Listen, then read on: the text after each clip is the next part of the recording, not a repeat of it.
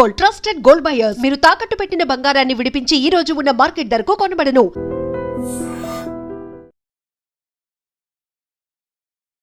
ఈ వారం మన గెస్ట్ 2026 పద్మశ్రీ అవార్డు గ్రహీత, అవుట్ స్టాండింగ్ సైంటిస్ట్, పేరు డాక్టర్ చంద్రమౌళి గారు.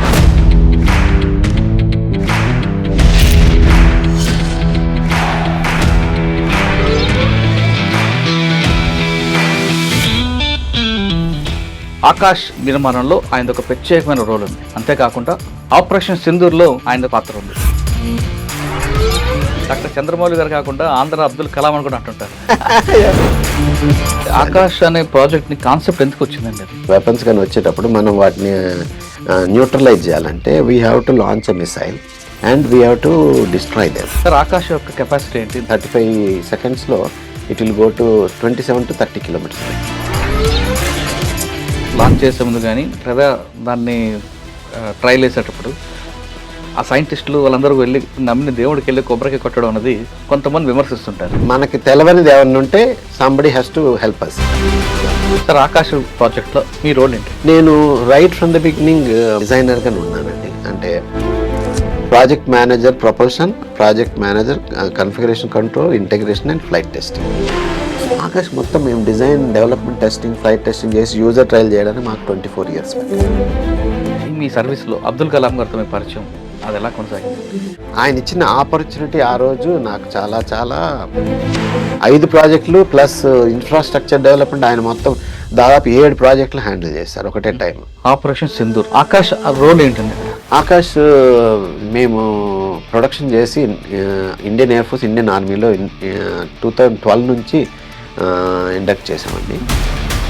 మేము బార్డర్ దగ్గర డిప్లాయ్ చేస్తాం. డిప్లాయ్ చేసిన తర్వాత రాడార్స్ వాటిని అన్ని స్విచ్ ఆఫ్ చేసి సిస్టమ్స్ అంతా రెడీ చేసుకుంటాం. సర్చ్ రాడార్స్ అంటారు. మొత్తం 360 degrees రొటేట్ అవుతూ they will detect maybe 150-160 kilometres range. Operations ఇందులో వాడినప్పుడు పర్ఫార్మెన్స్ బయట అందరు డిక్లేర్ చేసినప్పుడే మన పర్ఫార్మెన్స్ అనేది బయటకు వచ్చింది. అందరికి తెలియదు, లేకపోతే మా రిలేటివ్స్ వాళ్ళకి కూడా ఎవరికి తెలియదు నేనేం పని చేశాను, ఏదో చేస్తున్నారు, ఆఫీస్కి వెళ్ళిపోయి వస్తున్నారు.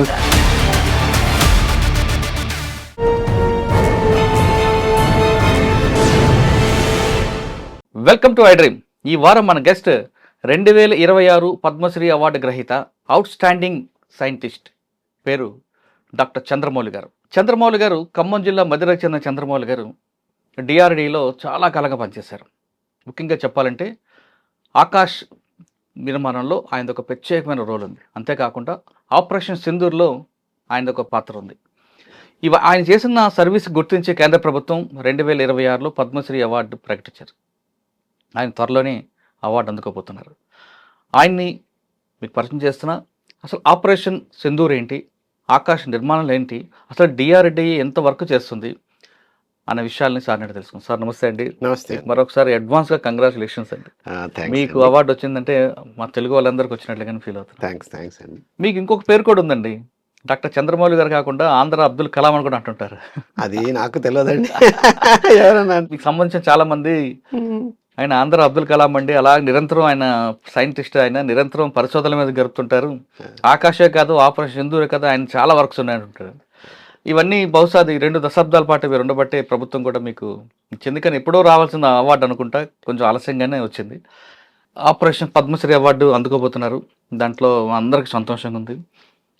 పద్మశ్రీ అవార్డు మీకు ఇవ్వడం వెనక మీ కృషిని ప్రభుత్వం గుర్తించింది కాబట్టి, అసలు మీ డిఆర్డీఏలో మీరు చేసిన వర్క్స్ ఏంటి, ఆకాష్ ఏంటి, ఆకాష్ యొక్క వర్క్ ఎలాగుంటుంది, దాని మీ కంట్రిబ్యూషన్ ఎలాగుంది, ఆపరేషన్ సింధూర్లో ఆకాష్ యొక్క రోల్ ఏంటి, ఇవన్నీ ప్రశ్నలు సమాధానం చెప్పే ముందు డాక్టర్ చంద్రమౌళి గారి కుటుంబం, అమ్మా నాన్న ఈ ప్రొఫెషన్లోకి రావాలనుకున్నారా, లేదు వచ్చిన తర్వాత దీన్ని ప్యాషన్గా తీసుకున్నారా? మాది మధిర, ఖమ్మం డిస్ట్రిక్ట్ అండి. నేను ఎడ్యుకేషన్ అంతా కూడా అప్ టు 12th స్టాండర్డ్ అంటే ఇంటర్మీడియట్ వరకు గవర్నమెంట్ స్కూల్స్, కాలేజ్లో చదివాను తెలుగు మీడియంలో. తర్వాత ఇంటర్మీడియట్లో మెరిట్ ప్రకారం నాకు రీజనల్ ఇంజనీరింగ్ కాలేజ్ వరంగల్లో మెకానికల్ ఇంజనీరింగ్లో సీట్ వచ్చింది. తర్వాత నెక్స్ట్ 5 years తర్వాత నేను డిగ్రీ తీసుకుని తర్వాత ఒక 2 years ప్రైవేట్ ఇండస్ట్రీలో చేశాను. ఆ తర్వాత యూపీఎస్సీ ఎగ్జామ్ రాసి దాని తర్వాత రిటర్న్ టెస్ట్ ఇంటర్వ్యూ అయ్యాక డిఆర్డీలో చేరా. దీని ముందుగా మాది అమ్మ నాన్న కూడా మధిరే. మా నాన్నగారు తహసీల్దార్ చేసి రిటైర్ అయ్యారు. మాకు ఒక చిన్న సైజు జమీందార్ కుటుంబం అనుకోండి. అందరూ ఉమ్మడి కుటుంబం లాగా ఉండేది, ఎక్కువ మంది. మేము 4 బ్రదర్స్, 2 సిస్టర్స్. నేను లాస్ట్ అందరికంటే. సో ఇలా నా చిన్నప్పుడు కూడా మామూలుగా ఎక్కువ గ్రంథాలయంకి వెళ్ళి, లైబ్రరీస్కి వెళ్ళి చదువుకోవడం. తర్వాత మా ఫ్రెండ్స్ తోటి ఎక్కువ గేమ్స్, క్రికెట్ అండ్ క్యారమ్స్ ఎక్కువ ఆడడం. తర్వాత మా ఫ్రెండ్స్ తోటి కూడా చదువుల్లో కాంపిటీషన్ ఉండడం అలా జరుగుతుండేది. సో ఈ విధంగా కొద్దిగా బోత్ స్టడీస్లోను, తర్వాత స్పోర్ట్స్ గేమ్స్లో కూడా మంచిగా షైన్ సార్ అయ్యాను. ఎక్స్పెరిమెంట్ చేయడం అనేది చిన్నప్పటి నుంచి ఉంది అలవాటు, ఇందులోకి వచ్చాక నేర్చుకున్నారా? కొన్ని ఎక్స్పెరిమెంట్ మీ క్రికెట్ను మామూలుగా ఇది క్యారమ్స్ ఆడేటప్పుడు కూడా కొత్త ఇన్నోవేటివ్గా షాట్స్ కొట్టడం, అవి చేయడం అనేది ఉంది. అలాగనే మామూలుగా నేను అక్కడ లైబ్రరీలోకి వెళ్ళినప్పుడు కూడా చాలా ఇంక్విజిటివ్నెస్ తోటి మొత్తం ఇదంతా మన చాలా స్పేస్, యూనివర్స్ వాటి మీద గురించి కూడా బాగా చదవడం జరిగేది. సో కొద్దిగా మెచ్యూరిటీ లెవెల్ మంచిగా పెరగడం వలన కొద్దిగా అవగాహన కూడా జరిగింది. యూపీఎస్సీ రాసినప్పుడు దీనికోసం రాశారండి, లేదంటే కలెక్టర్ కానీ ఐపీఎస్ ఐఏఎస్ అవ్వాలనుకుని రాశారు? కాదండి, ఇది స్పెసిఫిక్గా డిఆర్డిఓకి రిలేటెడ్ పోస్ట్ అనమాట. సో అప్పుడు అడ్వర్టైజ్మెంట్ వచ్చింది యూపీఎస్సీ ద్వారా. So I apply. మా బ్రదర్ కూడా అంత మునుపు డిఎంఆర్ఎల్లో చేస్తున్నవారు. సో ఆయన వలన కూడా మాకు అవగాహన జరిగింది, ఇలాంటి అడ్వర్టైజ్మెంట్లు ఎప్పుడన్నా వచ్చినప్పుడు అప్లై చేయాలని. సో సార్ మీరు వెళ్ళిన తర్వాత ఇంటర్వ్యూ అయింది, సెలెక్ట్ అయి ఉంటారు. ఫస్ట్ పోస్టింగ్ ఎక్కడ వచ్చిందండి? ట్రైనింగ్ అసలు ఎక్కడ ఉంటుందండి? ట్రైనింగ్ జరగలేదు, కానీ ఫస్ట్ పోస్టింగ్ డిఆర్డిఎల్ అయింది. మన అప్పుడే అబ్దుల్ కలాం గారు 2 years అయింది ఆయన డైరెక్టర్గా వచ్చి. సో ఆయన దగ్గరే పోస్టింగ్ వచ్చింది నాకు. అంటే మీరు చదివిన బీటెక్ దాంట్లో కొంత ఉన్న మిసైల్ గురించి కానీ తెలుసుకోవాలంటే డిఆర్డీలోకి వెళ్ళిన తర్వాత మీకు తెలిసి ఉంటుంది. అంటే బేసిక్ ఏంటి, దాని ఫౌండేషన్ ఎలా ఉంటుంది, ఇవన్నీ ఆయన నేర్పారా, లేదు అవగాహన ఉంటే అందులో వెళ్ళి నేర్చుకున్నారా? లేదండి, యాక్చువల్గా మెకానికల్ ఇంజనీరింగ్లో ఆ సబ్జెక్ట్స్ ఉండవు. ఏరోనాటికల్ సబ్జెక్ట్స్ అని ఉంటాయి. ఏరోనాటికల్ ఇంజనీరింగ్ అవన్నీ కూడా డిఆర్డిఎల్లో చేరిన తర్వాతే అబ్దుల్ కలాం గారి తర్వాత మా ప్రాజెక్ట్ డైరెక్టర్ ఆయన అబ్దుల్ కలాం గారు దగ్గరే నేను ఫస్ట్ వెళ్ళినప్పుడు ఆయన నాకు తర్వాత ఆకాష్ ప్రాజెక్ట్కి అలాట్ చేశారు. అప్పుడే స్టార్ట్ అయింది ఈ ఆకాష్ ప్రాజెక్ట్ అనేది కూడా. జస్ట్ 2-3 months బిఫోర్ స్టార్ట్ అయింది అనమాట. అందులో ఓన్లీ ప్రాజెక్ట్ డైరెక్టర్ ఒకళ్ళు ఉండేవాళ్ళు. దాంట్లో మేమిద్దరమే స్టార్ట్ చేసాం ప్రాజెక్ట్ పేపర్ వర్క్ నుంచి. ఎవరెవరు? డాక్టర్ ప్రహ్లాద్ గారు, నేను. ఆయన ప్రాజెక్ట్ డైరెక్టర్ ఉన్నారు, నేను యంగ్ సైంటిస్ట్ జాయిన్ అయ్యాను. సో అప్పటి నుంచి మొదలు పెట్టాం పేపర్ మీద ఈ సర్ఫేస్ టు ఎయిర్ మిసైల్ అనేది ఎలా డిజైన్ చేయాలి, ఎంతమంది సహాయం తీసుకోవాలి, ఎన్ని టెక్నాలజీస్ మనం ఎస్టాబ్లిష్. ఆకాష్ అనే ప్రాజెక్ట్ ని కాన్సెప్ట్ ఎందుకు వచ్చిందండి? అది దానికి ముందు 2-3 పెట్టినట్టున్నారు కదా. అంత మునుపు మా ఫీజిబిలిటీ స్టడీస్ అని జరుగుతాయి. అంటే మన కంట్రీకి ఏం కావాలి, మనం అంటే ఎయిర్ డిఫెన్స్ అంటే ఎప్పుడైనా ఎనిమీ ఎయిర్ క్రాఫ్ట్ని ఏదైనా వెపన్స్ కానీ వచ్చేటప్పుడు మనం వాటిని న్యూట్రలైజ్ చేయాలంటే we have to launch a missile and we have to destroy them before they release weapons. So ఆ కాన్సెప్ట్ తోటి స్టార్ట్ అయింది అనమాట. అయితే ఇది ఫస్ట్ టైం ఇండిజినస్గా డిజైన్ చేయాలని ఒక ఫీజిబిలిటీ స్టడీస్ చేశారు. ఇది integrated guided missile development programme అని ఐజీఎండిపి అని కలాం గారు అందులో 5 ప్రాజెక్ట్స్ పట్టుకొచ్చారు. అందులో పృథ్వీ, అగ్ని, ఆకాష్, నాగ్, త్రిశూల్. సో వీటిలో మాది ఎక్కువ అడ్వాన్స్ టెక్నాలజీ డెవలప్మెంట్ను, మిసైల్ సిస్టమ్ టైం కూడా ఎక్కువ పడుతుంది. దాని ప్రాజెక్ట్లో ఎక్కువ యంగ్స్టర్స్ని పెడితే మాది ఎక్కువ డ్యూరేషన్ ఉన్న ప్రాజెక్ట్ కాబట్టి they can do wonderful job అని. సో అలా స్టార్ట్ అయింది నా జర్నీ. ఓకే సార్, అది ఆకాష్ ఆ పేరు ఎందుకు పెట్టారు అసలు? అది కూడా కలాం గారు ఆఫ్టర్ కమిటీ డిస్కషన్. ఒక ఆకాశ కాకుండా ఒక మిసైల్కి ఒక పేరు వస్తుంది, త్రిశూల్ అని రకరకాల పేర్లు పెడుతుంటారు.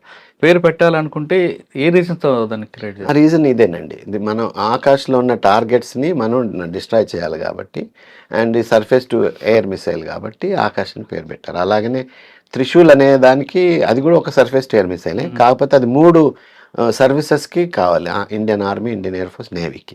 సో 3 సర్వీసెస్ కావాలి కాబట్టి త్రిశూల్ అని పేరు పెట్టారు. అలానే పృథ్వీ అనే దానికి సర్ఫేస్ టు సర్ఫేస్, మళ్ళీ పృథ్వీ మీదకే వస్తుంది కాబట్టి అట్లా ఆయన మిగతా అందరితో డిస్కస్ చేసి అందరిని అడిగిన తర్వాత ఆయన డిసైడ్ చేశారు. సార్ ఆకాశ్ యొక్క కెపాసిటీ ఏంటి, దాని రేంజ్ ఏ రేంజ్లో? Supersonic surface to air missile అండి. అంటే 35 secondsలో it will go to 27 to 30 kilometers range, slant range అంటారు. సో దీనివల్ల అడ్వాంటేజ్ అంటే ప్లస్ ఇంకోటి ఏంటంటే దీంట్లో మల్టిపుల్ టార్గెట్ హ్యాండ్లింగ్ క్యాపబిలిటీ అని ఉంటుంది. అంటే 4 టార్గెట్స్ వరకు సైమల్టేనియస్లీ ఒక రాడారే ట్రాక్ చేసి గైడ్ చేసి డిస్ట్రాయ్ చేస్తుంది. 8 మిసైల్ దాకా లాంచ్ చేయొచ్చు. అలాగా మనం ఏంటంటే అడ్వాంటేజ్ ఇప్పుడు సూపర్సానిక్ మిసైల్ కావడం వలన అవతల ఎయిర్క్రాఫ్ట్స్ కానీ వేరే ఎయిర్క్రాఫ్ట్లో ఉన్న రాడార్ కానీ తక్కువ టైం ఉంటుంది డిటెక్ట్ చేయడానికి, మన్ని న్యూట్రలైజ్ చేయడానికి. సో దానివల్ల ఏంటంటే ఇప్పుడు అప్రోచింగ్ టార్గెట్స్ అయినా, రిసీడింగ్ టార్గెట్స్ అయినా, క్రాసింగ్ టార్గెట్స్ అయినా, మేనోవరింగ్ అయినా కూడా ఎలాగైనా ఎయిర్క్రాఫ్ట్ అనేది క్యాపబిలిటీ తక్కువ ఉంటుంది మనకంటే, స్పీడ్ తక్కువ ఉంటుంది మిసైల్ స్పీడ్ కంటే. సో దీనివల్ల మనం ఎక్కువ మిసైల్ స్పీడ్ తోటి వెళ్ళి యావరేజ్ స్పీడ్ ఎక్కువ ఉండి వెళ్ళి దాన్ని న్యూట్రలైజ్ చేయడం చాలా ఈజీ అయిపోతుంది మనకి.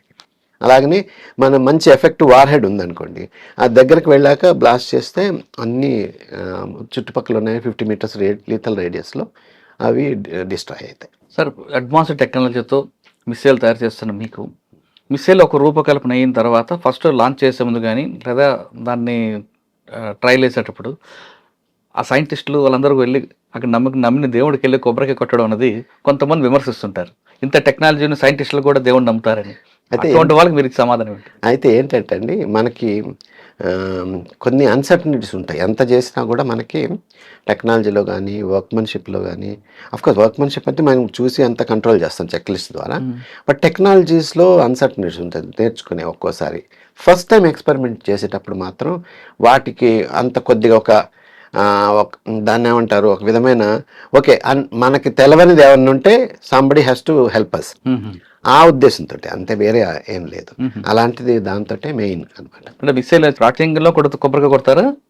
ఎక్స్పెరిమెంట్లు మనం ఎక్స్పెరిమెంట్స్ చేసినప్పుడు, ఇప్పుడు ప్రొడక్షన్ మిసైల్స్ ఉన్నాయి అనుకోండి, దానికి అవసరం లేదు. మనం we know everything know what it can do, what it cannot do, or whatever maximum things, అవన్నీ మొత్తం లాజిక్స్ అన్ని కంప్యూటర్స్లోనే మేము ఎంబైడ్ చేసేసాం మొత్తం అన్ని. అంటే ఎక్స్పెరిమెంట్ అప్పుడు కొబ్బరికాయ కొడతారు? ఎక్స్పెరిమెంట్స్ ఫస్ట్ ఎక్స్పెరిమెంట్స్ చేసేట. ఎందుకంటే అదే అడుగుతుంటారు చాలా మంది. అదే దీని గురించే మన అన్సర్టనిటీ, మన తెలవని ఏమన్నా ఉంటే తెలుసుకునేటట్టు చేయడం తర్వాత దాని గురించి.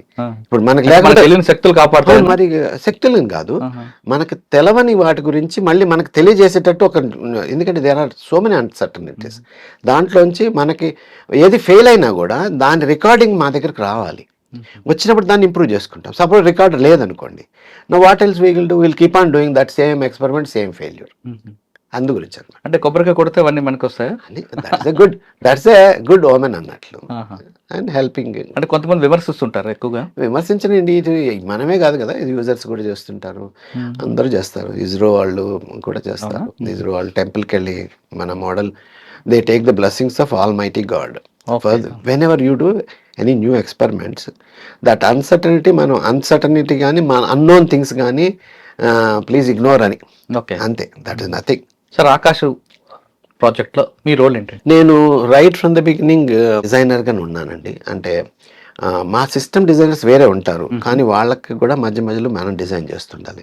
సో నేను డిజైన్ చేయాలంటే రామ్జెట్ మిసైల్కును లాంచర్కి మధ్యలో ఇంటర్ఫేస్ డిజైన్, తర్వాత ప్రొపల్షన్ సిస్టంలో కొన్ని ఎక్స్టర్నల్ పార్ట్స్ డిజైన్, తర్వాత అలాగనే కంట్రోల్ సిస్టంలో కూడా వాళ్ళకి హెల్ప్ చేయడం, అన్ని డిజైనర్స్కి గైడెన్స్ సిస్టంలో వాళ్ళ హెల్ప్ చేయడం. ఇవన్నీ ఏంటంటే ఓవర్ ఎ పీరియడ్, ఫస్ట్ ఇనీషియల్గా ప్రొపల్షన్ సిస్టమ్ ఫ్లైట్స్ అవుతాయి, తర్వాత కంట్రోల్ సిస్టమ్ ఫ్లైట్స్. సో ప్రతి దానికి కంప్లీట్ మిసైల్ కూడా నేను ఇన్ఛార్జ్ అనమాట. నేను ఆ రోల్ ఏంటంటే project manager propulsion, project manager configuration control, integration and flight testing. మొత్తం ఫ్లైట్ టెస్ట్ అయిన దాకా, అంటే మిసైల్ తయారవడం ఈ పర్టికులర్ మిషన్కి, దాన్ని మొత్తం టెస్ట్ చేయడం before ground, on the ground, and also flight test చేసిన తర్వాత దాన్ని ఫీడ్బ్యాక్స్ తీసుకోవడం, దాని తర్వాత మళ్ళీ నెక్స్ట్ మిసైల్ ఎలా తయారు చేయాలి, ఏమేమి ఉండాలి, దాంట్లో ఏం మోడిఫికేషన్స్ ఉండాలి, ఇవన్నీ నా రెస్పాన్స్. సార్, ఈ టీం వర్క్లో ఎంతమంది మీతో పాటు ఎంతమంది ఉంటారు? ప్రాజెక్ట్లో దాదాపు 8 మంది 10 మంది దాకా ఉంటారు. అంటే ఒక పీక్ స్టేజ్లో మేము స్టార్ట్ అయింది 2 మెంబర్స్ తోటి, తర్వాత పీక్ స్టేజ్లో 10 మెంబర్స్ దాకా ఉంటారు. తర్వాత ఈ 10 మెంబర్స్ డిఫరెంట్ సబ్జెక్ట్స్లో ఉంటారు. ఒకళ్ళు రాడార్స్ చూస్తుంటారు, కంట్రోల్ సెంటర్స్, ఒకళ్ళు లాంచర్ చూస్తారు, తర్వాత అలాగనే ఒకళ్ళు control design, control system design, ఒకళ్ళు మిసైల్ ప్రొపల్షన్, ఒకళ్ళు ఎలక్ట్రికల్ ఇంటిగ్రేషన్, తర్వాత అలాగనే గ్రౌండ్ కమ్యూనికేషన్స్ చూస్తారు, గ్రౌండ్ వెహికల్స్ చూస్తారు. ఇట్లా అందరు ఉంటారు. వాళ్ళ సిస్టమ్ మేనేజర్స్ తోటి మా ప్రాజెక్ట్ మేనేజర్ ఇంటరాక్షన్ జరుగుతుంటుంది. అయితే ప్రతి సిస్టమ్ కూడా మేము ఓవరాల్ కూడా చూస్తాం, నేను ప్రాజెక్ట్ డైరెక్టర్ మొదటి నుంచి. ఎందుకంటే ఇది చాలా ఇన్వాల్వ్డ్ ప్రాసెస్ కాబట్టి pros cons, the technological strengths, మన వీక్నెస్, కాకపోతే మనం ఏం చేయాలి నెక్స్ట్, ఇవన్నీ కూడా ఇంటిగ్రేటెడ్ అప్రోచ్ మొత్తం ప్రాజెక్ట్లో. సార్ ఒక మిసైల్లో మెటీరియల్ ఏముంటుంది, దాని ప్రాజెక్ట్ కాస్ట్ ఎంత ఉంటుందండి? అంటే రివీల్ చేయకూడదు అనుకుంటే చెప్పొద్దు, చెయ్యొచ్చు అనుకుంటే మీరు చెప్పండి. కాస్ట్ అనేది పెద్ద ఇన్సిగ్నిఫికెంట్ అని దాని గురించి మనం మాట్లాడిన అవసరం లేదు. కానీ ఆ మెటీరియల్ సోర్స్ దగ్గర నుంచి మనం క్వాలిటీ కంట్రోల్, తర్వాత దాన్ని ఎలా వాడాలి, ఆ మెటీరియల్ ఏమైనా వేస్ట్ చేస్తున్నామా మనం వైల్ రియలైజింగ్ ది హార్డ్వేర్. నార్మల్గా ఏంటి మన ప్రాసెస్, మనం సిస్టమ్ డిజైన్ చేస్తాం పేపర్ మీద, దాన్ని మళ్ళీ డ్రాయింగ్స్ కన్వర్ట్ చేస్తాం, డ్రాయింగ్స్ని మళ్ళీ మ్యానుఫ్యాక్చరింగ్ చేయాలి, మ్యానుఫ్యాక్చరింగ్ చేసి చాలా కాంపోనెంట్స్ ఉంటాయి, మ్యానుఫ్యాక్చరింగ్ చేసి మళ్ళీ అసెంబ్లీ చేయాలి, వాటిని అసెంబ్లీ చేసి టెస్ట్ చేశాక అది మీట్ అవ్వకపోతే మళ్ళీ ఏదైనా కొద్ది డిజైన్ మాడిఫై చేయాలి. అలాగే మ్యానుఫ్యాక్చరింగ్ అసెంబ్లీ అంతా మీ దగ్గర జరుగుతుంది, బయట నుండి తీసుకొస్తారు? లేదు, మ్యానుఫ్యాక్చరింగ్ కొన్ని ఇంటర్నల్ జరుగుతాయి, కొన్ని అవుట్ సైడ్ జరుగుతాయి మ్యానుఫ్యాక్చరింగ్. కొన్ని మా దగ్గర డైరెక్టర్ ఆఫ్ ఇంజనీరింగ్ అని కొన్ని చేస్తారు, బట్ ఎక్కువ మ్యాక్సిమం ఆకాశంలో మేము బయట నుంచే చేయించి వాళ్ళ ఇండస్ట్రీ పార్ట్నర్స్ దగ్గర నుంచి వాళ్ళకు కూడా అప్పుడప్పుడు టీచ్ చేస్తూ ఇలా చేయాలి ఇలా చేయకూడదు అని చెప్పి మా ఇంజనీరింగ్ డ్రాయింగ్స్ ఇచ్చి వాళ్ళ దగ్గర నుంచి హార్డ్వేర్ తెచ్చుకొని మళ్ళీ అసెంబుల్ చేసి మళ్ళీ డ్రాయింగ్స్ చేంజ్ చేయాలి, ఎందుకంటే కొన్ని అసెంబుల్ చేసేటప్పుడు ప్రాబ్లం వస్తాయి. సో ఆ ప్రాబ్లం వచ్చినప్పుడు ఆ డ్రాయింగ్స్ మళ్ళీ చేంజ్ చేసి మళ్ళీ హార్డ్వేర్ ఇంకోటి తయారు చేసి మళ్ళీ అసెంబుల్ చేసి టెస్ట్ చేయాలి. ఇలా ఒక ఐటరేటివ్ ప్రాసెస్, మన డిజైన్ ఫైన్ ట్యూన్ అయిన దాకా ఇలానే జరుగుతుంది. ఎన్ని రోజులు పడుతుందండి ఇదంతా? ఇది మాకు ఒరిజినల్గా అయితే మాకు ఎవ్రీ మిసైల్ ఒక్కొక్క ఈ ఇటరేటివ్ మేనర్లో జరగాలంటే దాదాపు 8 months పట్టేది, minimum 8 months to 1 year for 1 missile. Akash ఎంత పట్టింది? ఆకాష్ మొత్తం మేము design, development, testing, flight testing చేసి యూజర్ ట్రయల్ చేయడానికి మాకు 24 years పట్టింది. 24 years? ఎందుకంటే ఇందులో మేము ఒక 4 core టెక్నాలజీస్ డెవలప్ చేసాం. ఎప్పుడైతే టెక్నాలజీ డెవలప్ చేయడం అంటే అదొక పెద్ద ప్రాసెస్, దాంట్లో నెంబర్ ఆఫ్ సబ్ సిస్టమ్స్ ఉంటాయి. ఆ సబ్ సిస్టమ్స్ అన్నిటినీ కొత్తగా డెవలప్ చేయాలి, వాటన్నిటిని మళ్ళీ ఇంటగ్రేట్ చేసి టెస్ట్ చేస్తే కానీ ఒక టెక్నాలజీ ఎస్టాబ్లిష్ అవ్వదు. దీనికి దాదాపు 10 to 12 years పడుతుంది. ఏదైనా any new technology if you take 10 to 12 years పడుతుంది. ఆకాశంలో మాకేంటంటే main critical ramjet propulsion system liner అని ఉండేది. ఆ లైనర్ అనేది అది ఎవరు, లైనర్ అంటే ఇన్సులేషన్ సిస్టమ్, అంటే మన లోపల 3300 degrees Kelvin టెంపరేచర్, అవి హాట్ గ్యాసెస్ వచ్చేటప్పుడు బయట మెటల్ ఎక్కువ ఉంటుంది అనమాట, ఆ మెటల్ ఎక్స్పోజ్ అవ్వకూడదు. సో దీని రెండింటికి మధ్యలో ఇన్సులేషన్ సిస్టమ్ ఉంటుంది. ఆ ఇన్సులేషన్ సిస్టమ్ చాలా మన ఎయిర్ ఇంటేక్స్ ద్వారా వచ్చే ర్యామ్జెట్ మిసైల్ ఎయిర్ ఇంటేక్ ద్వారా వచ్చే హై స్పీడ్ ఎయిర్ గష్ చేసినప్పుడు మళ్ళీ ఇది ఆ లైన్ అనేది తీసుకుపోకూడదు. So it should stick to that rocket motor. So దానికి మాకు దాదాపు 13 years పట్టింది. ఇందో దాదాపు 8-9 iterations అయిన తర్వాత అది ఫ్రీజ్ అయిపోయింది. ఆ టైంలో ఎవరికి, ఇప్పుడు కూడా ఆ టెక్నాలజీ ఎవరు బయట పబ్లిష్ అవ్వదు, ఎవరు చెప్పరు ఏ మెటీరియల్ ఎలా జరుగుతుంది అంటే. సో అది తెలుసుకుని మాస్టర్ చేయడానికి చాలా టైం పట్టింది మాకు. నెంబర్ ఆఫ్ అకేషన్స్లో మేము ఆ లైనర్ చేస్తూ ఊరికనే బ్లాస్ట్ అయిపోయాయి. ఇందులో ఈ ఛాలెంజ్ ఉంటుంది, ఇంకా వేరే ఛాలెంజ్ వస్తుంటాయి? ఛాలెంజెస్ ఉంటాయి, ఎందుకంటే ప్రొపల్షన్ సిస్టంలో ప్రొపల్లెంట్ కూడా ఎనదర్ ఇంపార్టెంట్ థింగ్. ఆ ప్రొపల్లెంట్ కూడా దాన్ని మనకి ఏదైనా డిజైన్ చేసినప్పుడు మనకి దానికి కావాల్సిన థ్రస్ట్ అనేది ఉంటుంది అన్నమాట, ఫోర్స్ ఇవ్వాలి, అది మనకి ఎనర్జీ ఇవ్వాలి. అంత ఎనర్జీ కావాలంటే దాని బర్న్ రేట్లు, దాని సైజులు, డెన్సిటీలు, మెకానికల్ స్ట్రెంత్ అంటారు దాన్ని. సో ఇవన్నీ ఛాలెంజెస్. ఆ ప్రొపల్లెంట్ డిజైన్ కూడా another variety of challenge. But దానికంటే ఎక్కువ ఈ క్రిటికల్గా లైనర్ సిస్టంలో ఉంది. అలాగనే మిసైల్స్ మల్టిపుల్ టార్గెట్ హ్యాండ్లింగ్లో ఫేస్డ్ ఏరియా రాడార్స్ అని ఉంటాయి, ఎల్ఆర్డి బెంగళూరు వాళ్ళు చేశారు. దాంట్లో కూడా అంతే, ఆ సెన్సర్ ఎలా డిజైన్ చేయాలి, ఆ సెన్సర్ అన్నిటిని తీసుకొచ్చి మళ్ళీ ఇంటిగ్రేట్ చేసి ఓవరాల్గా రాడార్ పనిచేయాలంటే డిజిటల్ స్కానింగ్ రాడార్, ఆ స్కానింగ్ రాడార్ పనిచేయాలంటే వీటన్నిటిని ఫైన్ ట్యూన్ చేయాలంటే వాటి డిజైన్స్, వాటి ఫేజ్ ఎలా కంట్రోల్ చేయాలి, ఇవన్నీ కూడా another technology. That is sir సాధారణంగా అంటే కొన్ని సినిమాల్లో చూపించినట్లుగా కానీ కొన్ని కంట్రీలో జరుగుతున్నట్లుగా మీలాంటి సైంటిస్టులని ట్రాప్ చేయడానికి అంటే టెక్నాలజీ ఉంది కాబట్టి వేరే స్టేట్స్ ఎనిమిస్ అందరూ కూడా మిమ్మల్ని ట్రాప్ పెట్టడం, హనీ ట్రాప్స్ అని వేరే వాళ్ళు చేస్తుంటారు. అటువంటి జరుగుతుంటారా, లేదా ఓన్లీ ఇది పేపర్ మీద చూపించడానికి స్క్రీన్ మీద కనపడ్డా అనుకుంటాయా? అది మాకు తెలియదు కానీ బట్ మేమందరం కొద్దిగా కేర్ఫుల్గా ఉంటాం. ఎందుకంటే do not want to come in contact with many people or strange callers. ఎందుకంటే అది ఇట్లాంటివి జరగచ్చు, possibilities are there even during development itself, not now during. ఎందుకంటే ఇట్లాంటివన్నీ కొన్ని జరుగుతుంటాయి, ఏదైతే థ్రెట్ అని అనుకుంటారో అవతల కంట్రీస్ వాళ్ళు ఆర్ ఎనిమీ కంట్రీస్ ఏదైనా కూడా అలాంటివి ప్లాన్ చేస్తుండొచ్చు కూడా. కాకపోతే సెక్యూరిటీ కొద్దిగా ప్రాబ్లమ్స్ జాగ్రత్తగా ఉంటాయండి మీకు? ఏంటండి సెక్యూరిటీ ప్రాబ్లం ఉంటుందా? సెక్యూరిటీ ప్రాబ్లం అని మాకు డైరెక్ట్గా అయితే తెలియదు, కానీ మేము సాధ్యమైనంత వరకు మా సైంటిస్ట్ అంతా చెప్తాం, don't get expose to unnecessary. కానీ మీ ప్రైవసీకి దెబ్బకుంటుంది కదా, దెబ్బ పడుతుంది కదండి ఇది. కంప్లీట్గా మీరు ఆ కాంపౌండ్లో ఉండడం, ఆ వర్క్లో ఉంటారు, ఫ్యామిలీ ఇవన్నీ కూడా కొంచెం డిస్టర్బెన్స్ అవుతాయి. డెఫినెట్గా, ఎందుకంటే మీరు వేరే పార్టీస్కి దానికి వెళ్ళలేరు. అది అది కొద్ది ఫ్యామిలీస్ వాళ్ళ సహాయం అన్ని చాలా ఇంపార్టెంట్. వాళ్ళ సాక్రిఫైస్ చాలా అవసరం కూడా ఒక్కోసారి. ఎందుకంటే మేము దాదాపు 6.5 days కూడా పనిచేసేవాళ్ళం వీక్లో. కలాం గారు ప్లస్ ప్రహ్లాద్ గారు మమ్మల్ని almost first few years still we came to some level.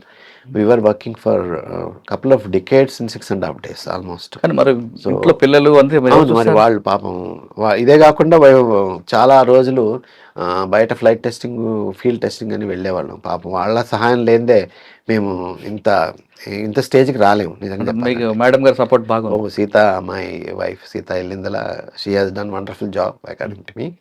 మా పిల్లలు కూడా జితిన్ అండ్ ధాత్రి, వాళ్ళు నన్ను ఎప్పుడు ట్రబుల్ చేసేవాళ్ళు. ఎక్కడ అంత ఫీల్డ్లో ఉన్న ఫ్లైట్ టెస్టింగ్కి వెళ్ళినా కూడా ఎప్పుడు కాల్స్ కూడా వచ్చాయి కదా. They don't want to disturb me, they manage themselves. Sir, మీ సర్వీస్లో అబ్దుల్ కలాం గారితో మీ పరిచయం అది ఎలా కొనసాగిందండి? మాది స్టార్టింగే నా బుక్లో కూడా రాశానండి. First day onwards it was a strange interaction with him. So he asked first time, నేను ఆయన రూమ్లోకి ఎంటర్ అయినా. సో ఆయన ఫస్ట్ అడిగా, ఎప్పుడు ఎగ్జామ్ రాసావు, ఏం చేసావు, ఎప్పుడు ఇంటర్వ్యూ అయింది, ఎప్పుడు రిటర్న్ టెస్ట్ పాస్ అయ్యావు, ఎప్పుడు ఆర్డర్ వచ్చింది. ఇదంతా చూస్తే ఫస్ట్ టైం 1.5 year పట్టింది. అంటే దాదాపు 19 months అంత పట్టింది ఆయనకు వచ్చి రిపోర్ట్ చేయడానికి, ఎగ్జామ్ రాసిన దగ్గర నుంచి. సో ఆయన పక్కన ఇంకొక మేనేజ్మెంట్ డైరెక్టర్ ఉంటే చెప్పారు, ఇది చూడు, ఇది 18 months సైంటిస్ట్ అప్లై చేసిన దగ్గర నుంచి ఇంత టైం తీసుకుంటే మనకు కుదరదు, ఇది we have to have our own recruitment agency అని ఆయన అప్పటి నుంచే ప్లాన్ చేశారు. అయితే ఆ టైం నుంచి ఆయన అడిగారు, మీరు ఎక్కడ ఏం పని చేసావు ఇంతమంది బయట అంటే, ఆఫ్టర్ 2 years నేను ప్రొడక్షన్లో పనిచేశాను. After my BTech production experience ఉంది, ప్రైవేట్ ఇండస్ట్రీ ఎక్స్పీరియన్స్ ఉంది, కాబట్టి let him be posted to Akash అని, యంగ్ కూడా కాబట్టి, so he will do the justice అని ఆయన పోస్ట్ చేశారు. సో ఆయన ఇచ్చిన ఆపర్చునిటీ ఆ రోజు నాకు చాలా చాలా ఇదైంది. నేనే అడిగా, ఎక్కడ పని చేస్తావని అడిగితే, నేను ప్రాజెక్ట్లో చేస్తాను. నాకు అప్పుడు తెలియదు ప్రాజెక్ట్ అంటే ఎన్నో సంవత్సరాలు ఉంటుందని. సో నేనేదో 3-4 ఏళ్ళు ప్రాజెక్ట్ అనుకున్నా. కానీ ఆయన పోస్ట్ చేసిన తర్వాత ఇదంతా చూశాక ఎక్కువ మంది చెప్పారు, చాలామంది, ప్రాజెక్ట్లో నువ్వు యంగ్ సైంటిస్ట్, నువ్వు పోయి ఏం చేస్తావు అక్కడ, నీకు కెరీర్ దెబ్బతింటుంది అది ఇదని చెప్తే, అవును నేను అన్ని మొత్తం స్టడీ చేసి, ఇది 15 years ప్రాజెక్ట్ అప్పటికే షెడ్యూల్డ్. సో నేనే అడిగా ప్రాజెక్ట్ గురించి, మళ్ళీ నేను పోయి ఆయన దగ్గర మళ్ళీ అడగడం బాగుండదు. Let me do whatever justice is possible, whichever I can do, wherever I can go in this project అని I continued despite so many people wanted to. ఎలా ఉండేవారంట మీతో ఆయన? ఆయన యంగ్ సైంటిస్ట్ అంటే చాలా చాలా ఇది చూపించేవాళ్ళు. ఎందుకంటే వాళ్ళకంత గైడెన్స్ ఇవ్వడం కానీ, అడిగి తెలుసుకోవడం కానీ, మీకు ఏమైనా ప్రాబ్లమ్స్ ఉన్నాయా, పర్సనల్ కూడా అడిగేవాళ్ళు, మీకు అకామిడేషన్ ఏమైనా ప్రాబ్లమా, క్వార్టర్స్ ప్రాబ్లమా, అవన్నీ కూడా అడిగేవాళ్ళు. ప్లస్ మాతో ఏంటంటే, మేము ఈ ప్రాజెక్ట్లో ఉండడం వల్ల ఎవ్రీ డే మాకు మా ఆఫీస్కి ఆయన వచ్చిన తర్వాత కూడా పోయేవాళ్ళు కదా వాళ్ళ రూమ్కి. సో దాదాపుగా 8-9 అవుతుండే ఒక్కరోజు. ఎక్కడండి? అక్కడ డిఆర్డిఓ కాంప్లెక్స్ ఉంది కదా, కంచన్బాగ్. అవునండి. ఆయన ఆఫీసర్స్ మెస్లో ఒక ఫస్ట్ ఫ్లోర్లో ఒక రూమ్లో ఉండేవారు. సో ఆయన బ్యాచిలర్ కాబట్టి ఆయన ఈ పనులన్నీ చూసుకుని వెళ్లే ముందు మాత్రం ఆ ప్రాజెక్ట్కి వచ్చేవాళ్ళు. ఆయనకి కొద్దిగా డాక్టర్ ప్రహ్లాద్ గారు అంటే ఆయనకి చాలా ఇష్టం అట్లా. సో మేము వర్క్ ఎంతసేపు ఆలోచన కదా, ఆయనకు రిలాక్స్ అవ్వడానికి ఏం చేసేవారండి? ఆయన బుక్స్ చదువుతారండి, చాలా బుక్స్ చదువుతారు. ఎక్కువ ఆయన రూమ్ నిండా కూడా బుక్స్ ఉంటాయి, అన్ని వెరైటీ ఆఫ్ బుక్స్ చదువుతారు. మేము ఇచ్చిన డిజైన్ రిపోర్ట్స్ అని చదువుతాం. మా ఒకటే కాదు కదా, 5 ప్రాజెక్టులు ప్లస్ ఇన్ఫ్రాస్ట్రక్చర్ డెవలప్మెంట్, ఆయన మొత్తం దాదాపు 7 ప్రాజెక్టులు హ్యాండిల్ చేస్తారు ఒకటే టైం. సో అందరూ వాళ్ళు ఇచ్చే డిజైన్ రిపోర్ట్స్ అన్నీ కూడా మళ్ళీ రూమ్కి తీసుకెళ్ళి అవన్నీ చదివేసి వాటి మీద కామెంట్స్ రాసి మళ్ళీ పంపించేవాళ్ళు. నెక్స్ట్ సార్, ఆయన సంబంధంతో అంటే ఒక మంచి సాన్నిధ్యం ఉంది మీకు, ఆయన ప్రెసిడెంట్ అయ్యారు, అప్పుడు మీ ఫీలింగ్స్ ఏంటి? ఆయన మిమ్మల్ని అందరూ చూసినప్పుడు ఎలా, అంటే ప్రెసిడెంట్గా చూసేవారా లేదా ఎప్పటిలాగా ఆయన as simple as earlier also అండి. ఆయన ఏమి అసలుకి అవన్నీ ఏం పట్టించుకోడు. ఆయన ప్రెసిడెంట్ అని కానీ, ఆయన ఒకవేళ ఎస్ఏ అని కానీ, ఆయన డైరెక్టర్ అని కానీ కూడా పట్టించుకోవాలి. ఆయన మామూలుగానే సింపుల్గా ఉంటారు. ప్రతి వాడిని ఆయన ఇంటరాక్ట్ చేసేటప్పుడు వాట్ ఈస్ హ్యాపెనింగ్ అనే ఒక క్వశ్చన్ వేసేవాళ్ళు. So just to find out whether. ఆయనతో పరిచయం అందరి పేర్లు గుర్తుంటాయట కదండి, జనరల్గా పేర్లు పెట్టి పిలుస్తారట కదా. ఎక్కువ మందికి పేర్లు పెట్టి పిలుస్తారు ఆయన. అదే కాకుండా మా ప్రాజెక్ట్స్లో అన్నింటిలో ఏదైనా ప్రాబ్లం వచ్చిందనుకోండి, వేరే ప్రాజెక్ట్స్ ఎక్స్పర్ట్స్ని మాకు సజెస్ట్ చేయడం. అలాగనే బయట వాళ్ళని కూడా, అంటే డిఆర్డీఏలే కాదు, ఇస్రోలో లేకపోతే సైన్స్ ఇన్స్టిట్యూట్స్లో లేకపోతే రీసెర్చ్ ల్యాబ్స్లో, నేషనల్ ల్యాబ్స్లో, సైన్స్ అండ్ టెక్నాలజీ ల్యాబ్స్ నుంచి కానీ ఎక్కడైనా ప్రాబ్లం వస్తే ఆ ప్రాబ్లం రిలేటెడ్ సైంటిస్ట్ని పిలవమని, తర్వాత వాళ్ళ సజెషన్ తీసుకోమని అందరు ప్రాజెక్ట్ డైరెక్టర్ చెప్తుంటేవాళ్ళు. సో అలాగా ప్రిలిమినరీ డిజైన్ రిపోర్ట్లు ఎప్పుడైతే డిజైన్ చేస్తామో వాటిలో కూడా వాళ్ళని ఎడ్యుకేషన్ ఇన్స్టిట్యూషన్ నుంచి ఇండస్ట్రీ నుంచి కూడా ఇన్వాల్వ్ చేసేవాళ్ళు. So his main duty is main what ever we learned is any problem is not one persons problem, it is a teams problem. And team means all persons stake holders involved. So industry వాళ్ళు ఉంటారు, research labs వాళ్ళు ఉంటారు, సైంటిస్టులు ఉంటారు, అలాగనే inspection agencies. So వాళ్ళందరినీ ఒక చోట తీసుకురావచ్చు, ఆ ప్రాబ్లం సాల్వ్ చేయడమే ఆయన మెయిన్ మోటో. సార్ మీ సర్వీస్లో దిగిన దగ్గర నుండి ఎక్కువ ఆయనతో మీకు బాగా ర్యాపో ఉంది. ఒక విధంగా చెప్పాలంటే గురువు శిష్యుడిలా కాకుండా అన్నదమ్ముల్లా పెరిగినట్టు అనిపిస్తుంది మీ మాటల్లో. ఆయన మేఘాలయలో షిల్లాంగ్లో చనిపోయిన విషయం తెలియగానే మీకు అనిపించింది? నేను అప్పుడు యాక్చువల్గా యూఎస్లో ఉన్నానండి. వెంటనే నాకు ప్రాబ్లం ఇదయింది. మాకు వెంటనే I wanted to talk to somebody. Project వాళ్ళు మాకు కాల్ చేశారు అప్పుడు. So I talk to them and వాళ్ళు కొద్దిగా మన షేర్ చేసుకున్నాము మన కన్సర్న్ కూడా అప్పుడు. సో అట్లా తర్వాత మీరు స్టార్ట్ చేశారు. ఇంకా ఆపరేషన్ సింధూర్, ఆకాష్ రోల్ ఏంటండి ఇక్కడ? ఆకాష్ మేము ప్రొడక్షన్ చేసి ఇండియన్ ఎయిర్ ఫోర్స్, ఇండియన్ ఆర్మీలో 2012 నుంచి ఇండక్ట్ చేసామండి. 2012 నుంచి సర్వీసెస్లో ఉన్నాయి అవి. సో నా ఆధ్వర్యంలో, అంటే నేను ప్రాజెక్ట్ డైరెక్టర్ ఉన్నప్పుడు ఇవన్నీ జరిగి చాలా large quantities of systems both Indian army, Indian air ఫోర్స్లో ఇంట్రడ్యూస్ చేయడం జరిగింది. వాటిని వాడే ఒక విధమైన అవకాశం అనండి, అవసరం కానీ జరిగిందనమాట మన ఆపరేషన్ సింధూర్. సార్ మన ల్యాండ్లో నుండి అవతల ల్యాండ్కి వెళ్ళి కొట్టడం అన్నది అదొక మిరాకిల్. ఇది అసలు ఇది ఆపరేషన్ సింధూర్లో ఆకాష్ ఏ విధంగా ఆపరేషన్ చేస్తుంటారు? అంతేనండి, మేము బార్డర్ దగ్గర డిప్లాయ్ చేస్తాం. డిప్లాయ్ చేసిన తర్వాత రాడార్స్ వాటిని అన్ని స్విచ్ ఆన్ చేసి సిస్టమ్స్ అంతా రెడీ చేసుకుంటాం. ఇది మన టార్గెట్ ఎలాగ రీచ్ చేస్తాం చూసుకుంటాం. అది ముందే అదే చెప్తున్నాను. ఆటోమేటిక్గా ఇవన్నీ ఈ సిస్టమ్స్ అన్ని ఆన్ అవుతాయి. రాడార్స్ అనేది మెయిన్ డిటెక్టర్స్. సో ఎయిర్ స్పేస్లో ఏం టార్గెట్స్ వచ్చినా, యూఏవి అయినా, హెలికాప్టర్స్ అయినా, క్రూయిజ్ మిసైల్స్ అయినా, తర్వాత సబ్సానిక్ క్రూయిజ్ మిసైల్స్ అయినా, తర్వాత ఫైటర్ ఎయిర్ క్రాఫ్ట్స్ అయినా, వాటిని ఫస్ట్ డిటెక్ట్ చేస్తాయి రాడార్స్. సర్చ్ రాడార్స్ అంటారు. మొత్తం 360 degrees రొటేట్ అవుతూ they will detect maybe 150-160 kilometers range నుంచి. మా కేసులో డిఫరెంట్ కేసెస్లో డిఫరెంట్.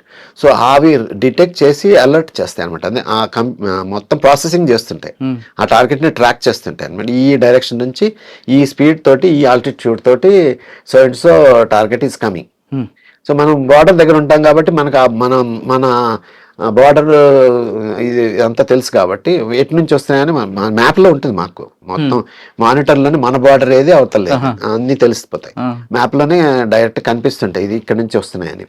సో అవి వస్తున్నప్పుడు టార్గెట్స్ని, వాటిని మొత్తం డేటా అంతా నెంబర్ ఆఫ్ టార్గెట్స్ ఐడెంటిఫై చేసి ఎప్పుడైతే అవి మన కిల్ రేంజ్లో వస్తాయో అప్పుడు మన సిస్టమ్స్ అన్నీ కూడా రెడీ అయిపోతాయి. మన కంప్యూటర్స్ అన్నీ ప్రాసెస్ చేసి ఈ సో అండ్ సో టార్గెట్కి so and so missile so and so radar నుంచి లాంచ్ చేయాలని పేరింగ్ అయిపోతాయి అన్నమాట.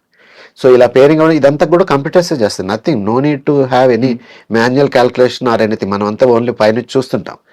సో అది ఎప్పుడు ఫైర్ చేయాలనేది కూడా కంప్యూటర్ డిసైడ్ చేసి ఒక 15 seconds బీప్ సౌండ్ ఇస్తుంది. ఆ బీప్ సౌండ్లో ఎప్పుడైనా మనం ప్రెస్ చేయొచ్చు. ప్రెస్ చేయడమే, తర్వాత మళ్ళీ ఆటోమేటిక్గా లాంచర్ నుంచి మిసైల్స్ వెళ్ళిపోతాయి, గైడ్ అయిపోతాయి, టార్గెట్ని డిస్ట్రాయ్ చేస్తే మనకు అవన్నీ కూడా కనిపిస్తుంటాయి దీంట్లో. ఓకే, అంటే అక్కడ నుండి వచ్చిన తర్వాత మన కిల్లింగ్ రేంజ్లోకి వచ్చాక మన కిల్ రేంజ్ అంటే వాళ్ళ డొమైన్లోనే ఉంటుంది. But they are now coming towards us. So we have to attack them. కానీ అసలు ఏం స్టార్ట్ కాకుండా మనం వెళ్ళి ఆపరేషన్ చేస్తే కూడా ఉంటాయి కదా. అవి వేరే, అది అఫెన్సివ్ అంటారు. మాదేమో డిఫెన్సివ్, ఎయిర్ డిఫెన్సివ్ సిస్టమ్స్. కొన్ని అఫెన్సివ్ సిస్టమ్స్ని మనం కావాలని వాళ్ళు, అది ఇంకా లాంగ్ రేంజ్ అని ఉంటాయి. లాంగ్ రేంజ్ అంటే ఆపరేషన్ సింధూర్ అవి కూడా వాడారు.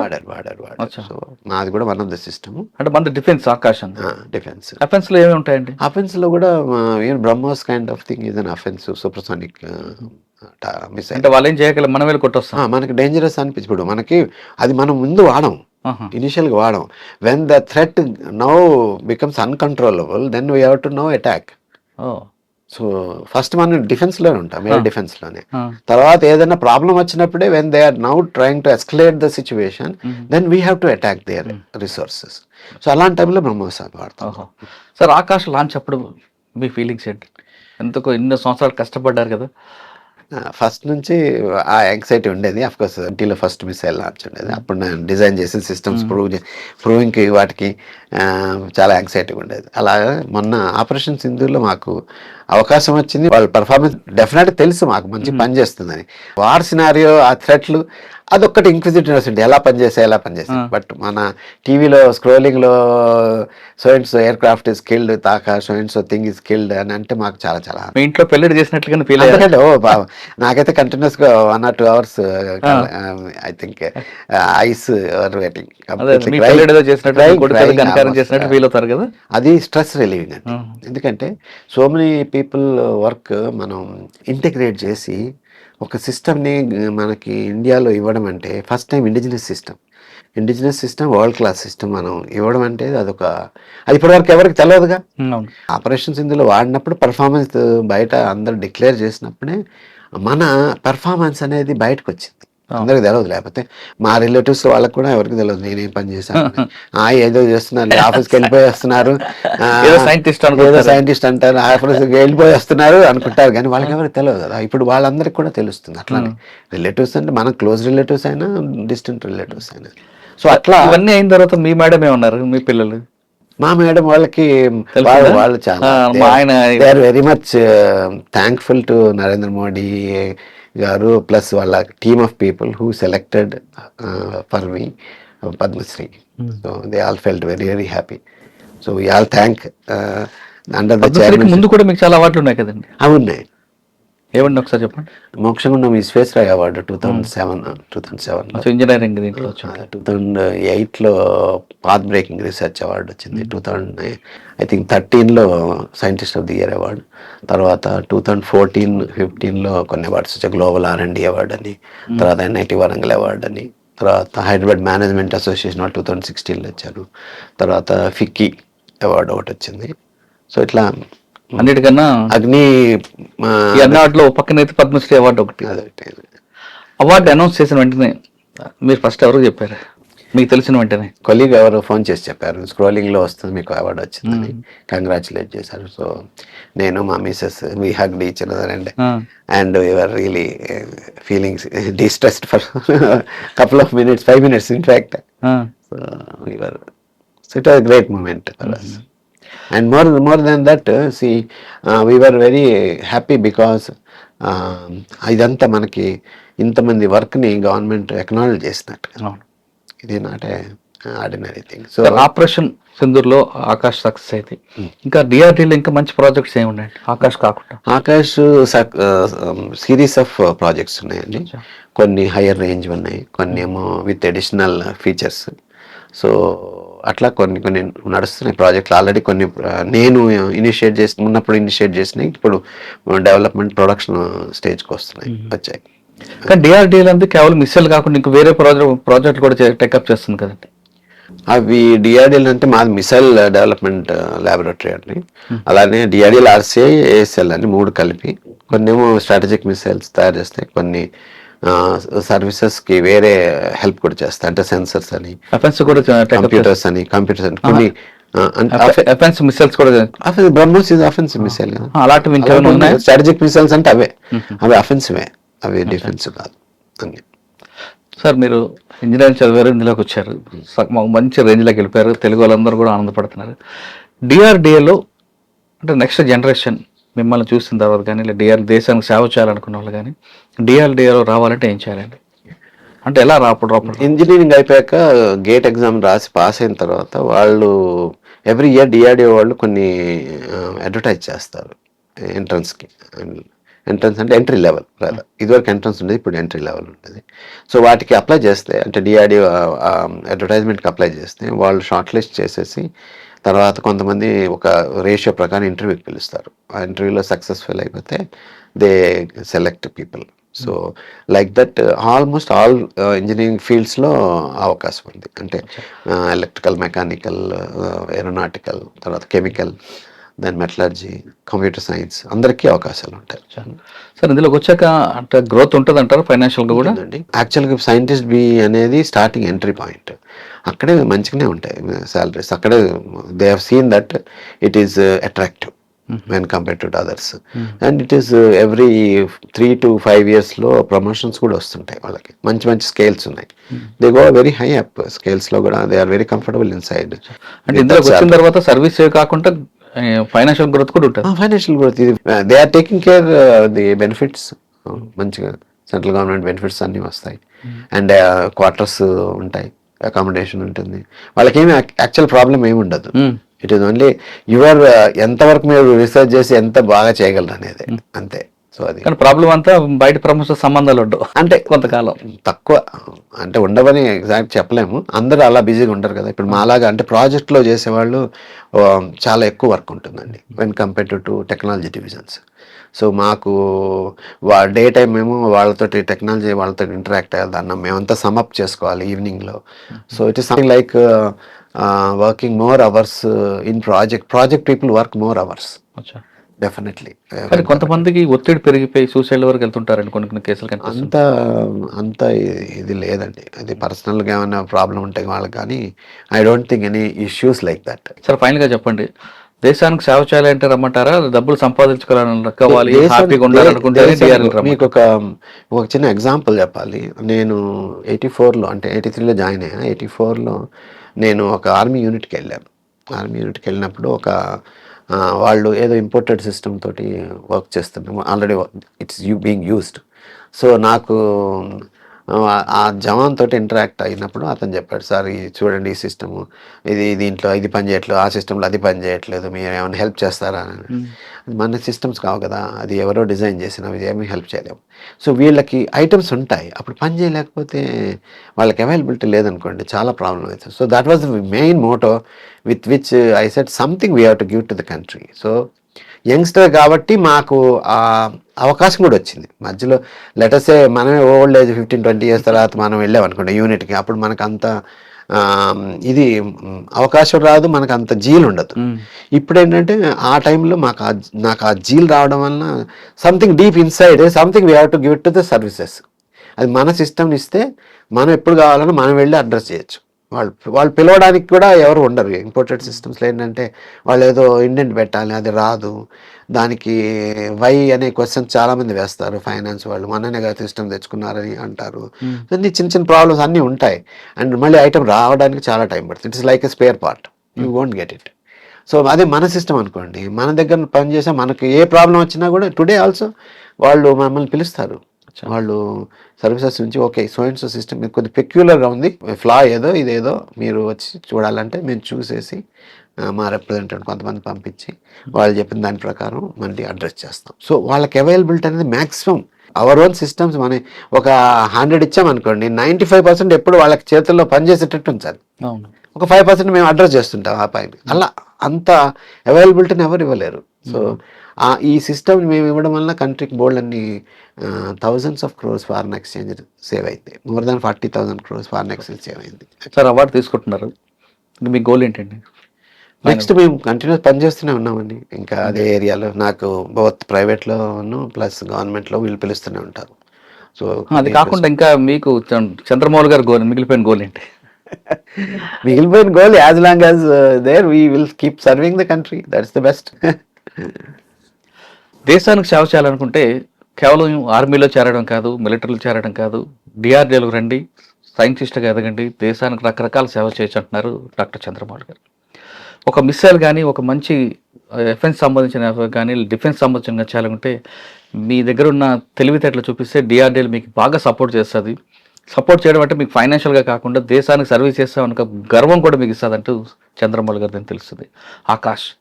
ఆకాష్ చేసిన సక్సెస్కు ఆ ఇంట్లో పుట్టిన బిడ్డ ఎంత, ఒక తండ్రి కొడుకు సక్సెస్ అయితే తండ్రి ఎంత ఆనందపడతారు, చంద్రమౌళి గారు ఆయన టీం కూడా అంత ఆనందపడుతున్నారంటే వాళ్ళు పడ్డ కష్టం ఆ విధంగా ఉంది. ఖచ్చితంగా మీరందరూ కూడా డిఆర్ఏ రండి, మంచి దేశానికి సర్వీస్ చేయండి.